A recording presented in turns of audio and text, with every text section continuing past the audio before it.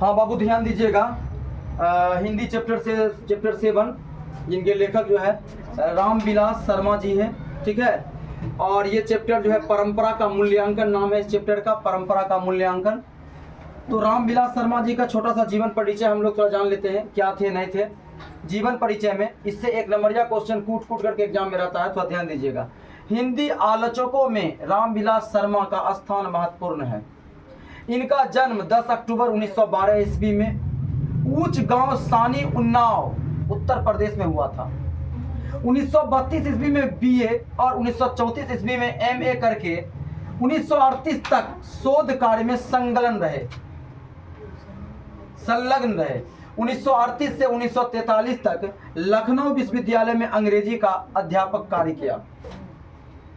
1943 से 1971 तक बलवंत राजपूत कॉलेज आगरा के शिक्षण कार्य करके एमए हिंदी संस्थान के निदेशक पद पर रहकर 1974 ईस्वी में अवकाश प्राप्त किया, यानी छुट्टी प्राप्त हो गया होगा।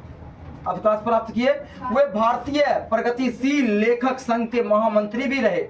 30 मई 2000 ईस्वी को गुजर गए, मर गए, ठीक है।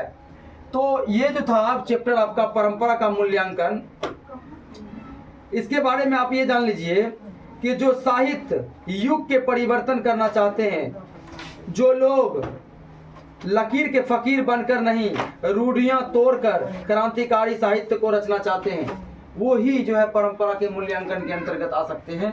कहने का मतलब है कि इनका जन्म 1912 में हुआ, जाहिर सी बात है 12 20 जोड़ दो तो 1930 ईस्वी में ये 20 साल के हो जाएंगे हैं। 1935 में ये 25 साल के हो जाएंगे। उस वक्त भी तो अंग्रेज का राज ही था हमारे भारत पर। 1947 में हमें आज़ादी मिली थी क्या, तो उस समय परंपरा का मूल्यांकन ही बहुत जरूरी था, अपनी संस्कृति को दिखाना, ठीक है। तो इसकी और चर्चा आगे बढ़ करके होगा। अभी इनका परिचय हो गया है, इसकी चर्चा और आगे होगा। आप इसको स्क्रीनशॉट कर लीजिए। ये सब में से आपको एक नंबर एकदम कूट करके एग्जाम में आएगा बाबू, ठीक है।